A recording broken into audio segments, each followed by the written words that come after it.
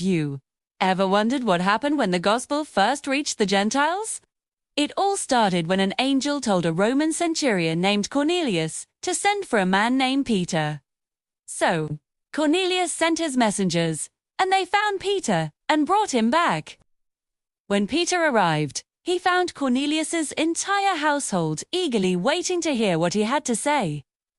As Peter began to share the good news about Jesus, something incredible happened.